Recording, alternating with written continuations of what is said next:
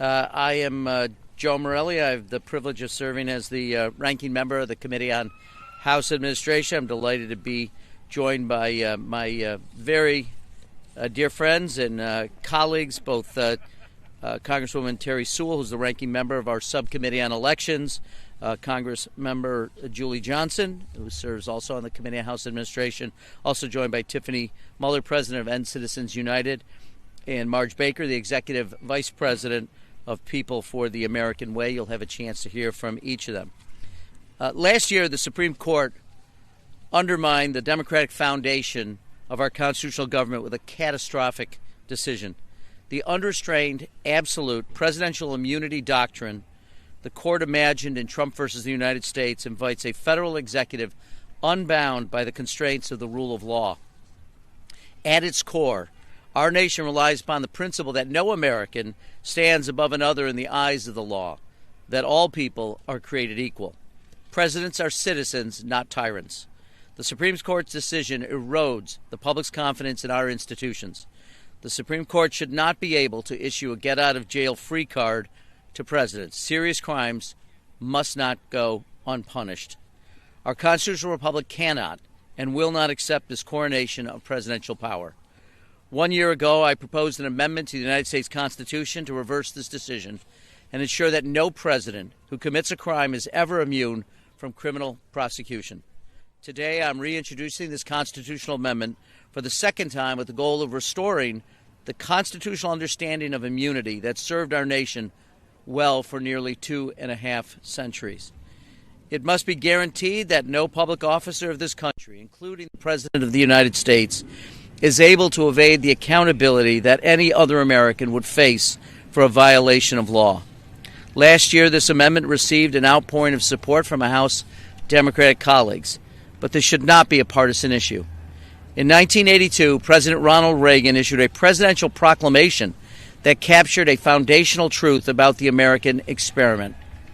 He said, "Our laws represent the collective moral voice of a free society, a voice that articulates our shared beliefs about the rule of civilized behavior and reflects our basic precept that men and women should be treated as free individuals responsible for the consequences of their action. In our nation, where every person is created equal in the eyes of the law, no one is above the law." Thank you all for being here. I now want to turn it over to my dear friend, my colleague, and the ranking member of the Subcommittee on Elections, Congresswoman Terry Sewell. Well, thank you, Joe. I really want to thank you for your leadership in this matter. I'm Congresswoman Terry Sewell. I serve as a ranking member of the Subcommittee on Elections for the Committee on House Administration. I'm also the proud representative of Alabama's 7th Congressional District, which is America's Civil Rights District, and it includes the historic towns of Birmingham and Tuscaloosa, my hometown of Selma as well. No one better understands our nation's founding ideals than the people that I represent in Alabama's 7th Congressional District. After all, it was the people of my district who gave us the Civil Rights Act of 1964 and the Voting Rights Act of 1965. We understand the meaning of equality and justice for all. We understand the power of the vote. And we understand that in America, no one is above the law. When Donald Trump's hand-picked Supreme Court justices decided to make president immunity a criminal prosecution, immune from criminal prosecution, they dealt a devastating blow to our democracy. Not only is the ruling a flagrant violation of our nation's rock-bred principles of fairness, but it also gives unyielding power to the executive branch. At the end of the day, we all know and have had our civics lesson that there are 3 co-equal branches of government and that one of those branches cannot usurp the power of the other. Now more than ever, we must take action to correct this injustice and restore the ideals upon which our founding fathers founded this nation. Let me be clear. In the United States of America, we are not ruled by a king. We are governed by a president. And just like every American, that president has the obligation to follow our laws or face the consequences. I want to thank Ranking Member Morelle for his leadership on this issue. I am proud to be an original co-sponsor of this constitutional amendment, and I look forward to working with my colleagues to get it passed. We must remember that we live in a nation not ruled by kings, but by a president who does and must be held to account for the law. So thanks. With that, I will invite Julie Johnson, who's also a member of our House administration, and she honorably represents her district in Texas. Thank you.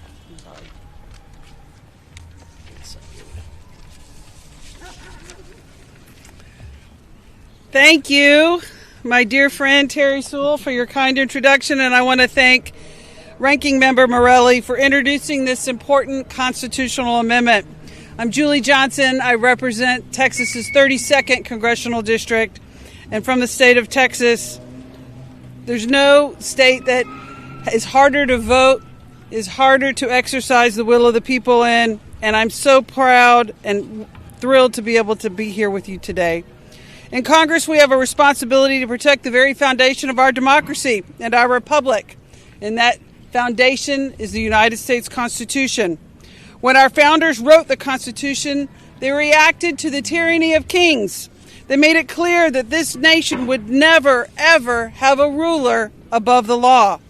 They built a system of checks and balances so that no single branch, certainly no president, could ever place themselves above the law or the people. But this administration has argued, and the Supreme Court has ruled, that the President of the United States should have the same unchecked power that we fought a revolution for to escape. They are twisting our Constitution into a permission slip for corruption and lawlessness. If a president can commit crimes, if they can violate their oath, target their enemies, or trample the rights of the people with impunity, then the Constitution is meaningless, and our laws are therefore meaningless. The presidency is one of public trust. Our Constitution is clear. The president must faithfully execute the laws, not break them and hide behind the office. This amendment reaffirms what the founders intended, that no person, no matter how powerful, is beyond the reach of the law.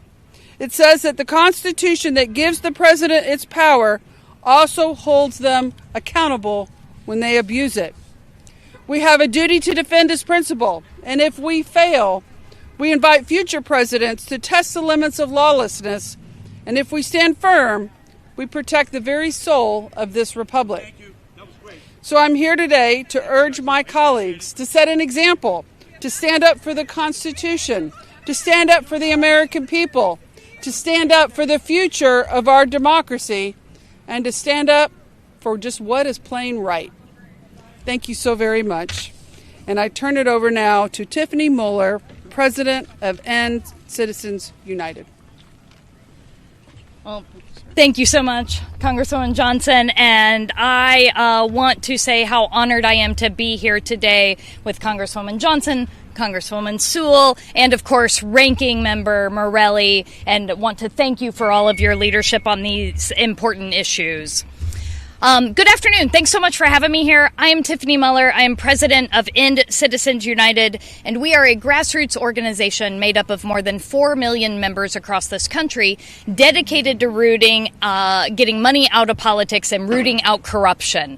And there is nothing more corrupt than this Supreme Court decision.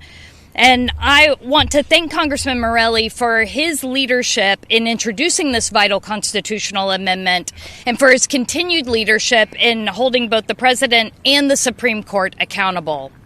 You know, we're here today because a group of partisan justices, many of which were appointed by President Trump, put him above the law. Right. And we saw that both the partisanship of these justices combined with their dark money backers have corrupted the system and led to one of the most disastrous Supreme Court rulings in our lifetime. And that's saying a lot coming from someone who runs an organization called End Citizens United, which is all about overturning another disastrous Supreme Court ruling.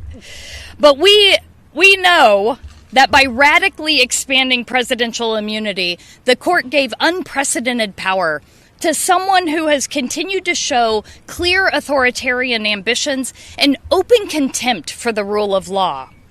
This decision was a devastating blow to our democracy and a direct threat to our fundamental freedoms that this nation was built on. In a functioning democracy, and you've heard it here today over and over, power is checked, laws apply to all, and presidents are not kings. Congressman Morelle's amendment reaffirms this essential truth and makes clear that no one, including Donald Trump, stands above the law. I urge every member of the House, both Republican and Democrat, who values our democracy to take a stand and support this critical constitutional amendment. Thanks so much for having me, and it's now my pleasure to turn it over to my good friend Marge Baker from People for the American Way. Thank you, Tiffany, and I want to thank Congressman Morelle, Rep. Jones, Rep.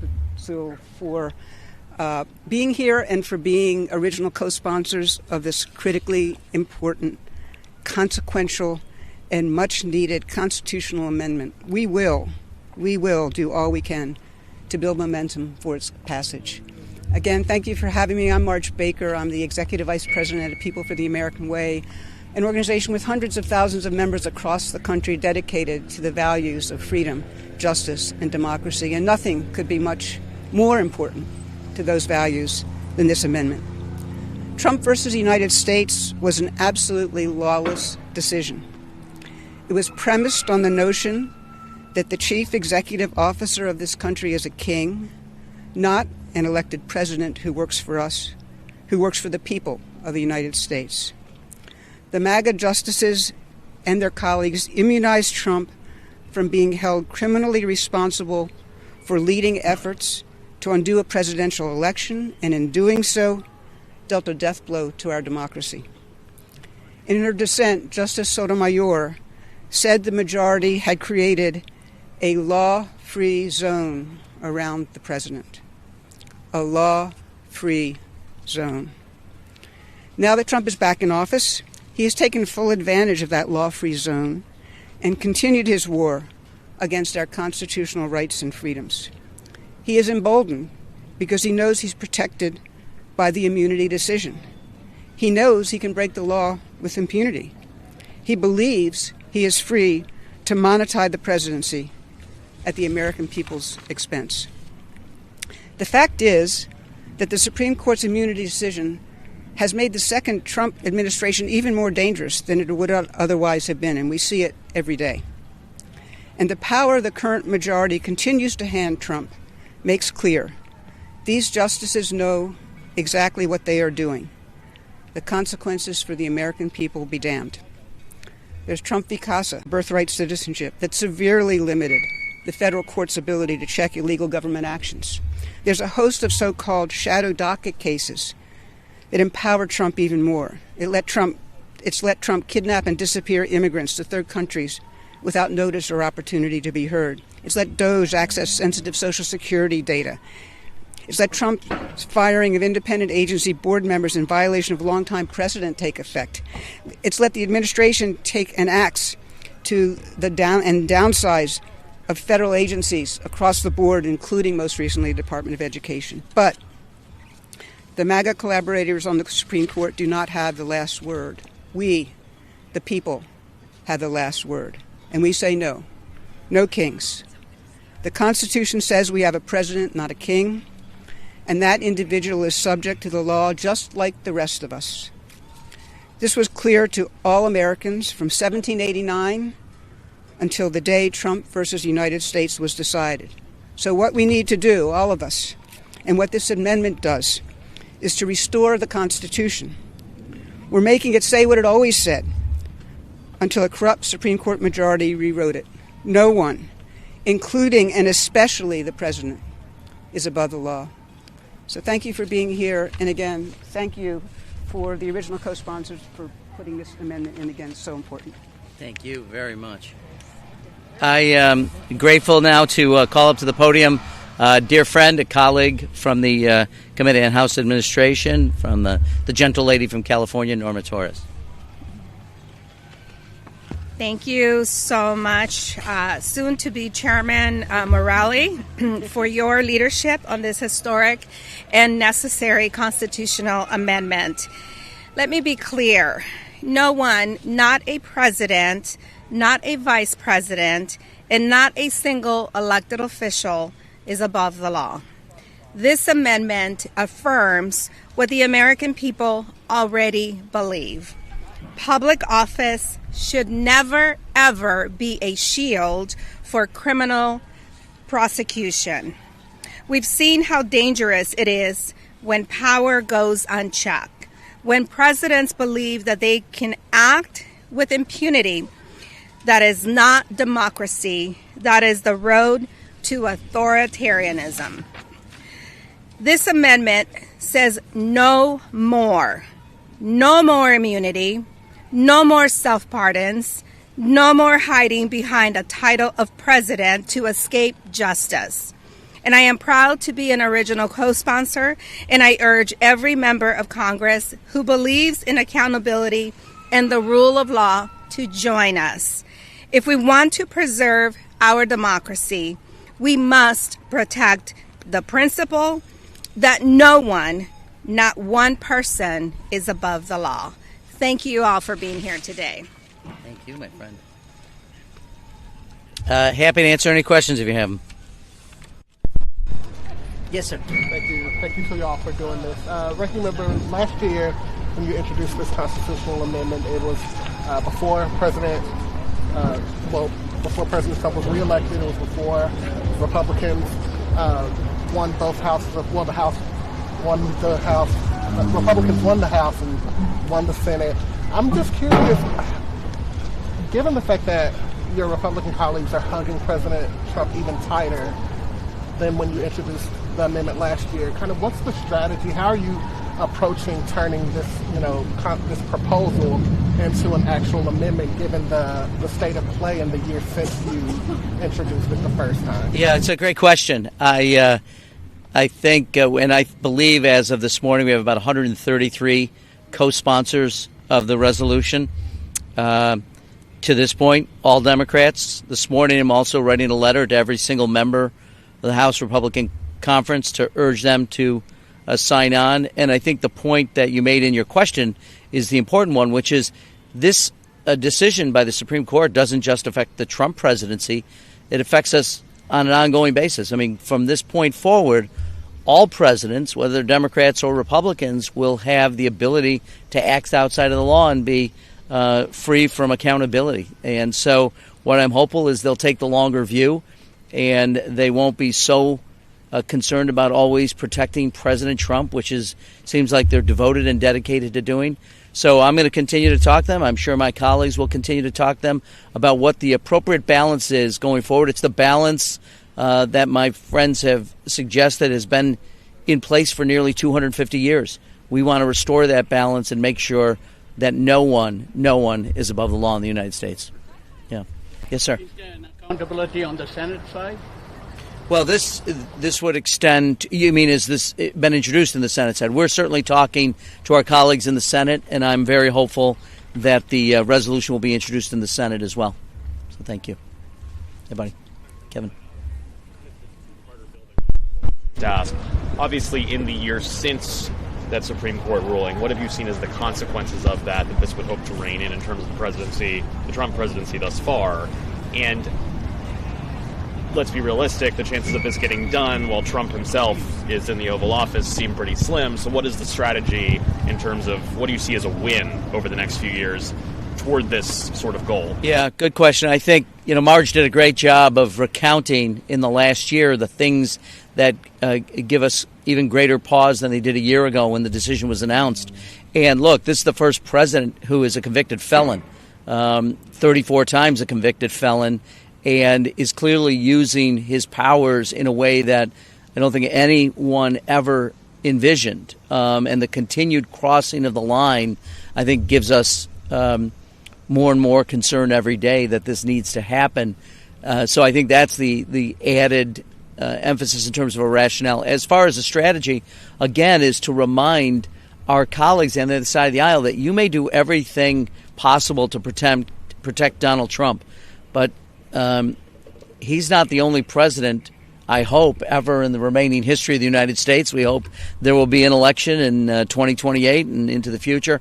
So this is precedent-setting, and frankly, I don't think anyone would have conceived of a moment where the President of the United States would be above accountability, would be above the law, would no longer be equal in the eyes of the law with all of the other 340 million Americans. So this simply restores the balance which was present for the first 250 years of this republic. And I think that we're going to continue to argue is why Republicans should join us, and I'm hopeful they will. Anyone else? Thanks, everyone, for joining us, and thank you to everyone who joined, my friends and colleagues. Good job, Dave. Thank you for doing this. Thank you for doing this. Yeah, thank you. So nice to meet you too.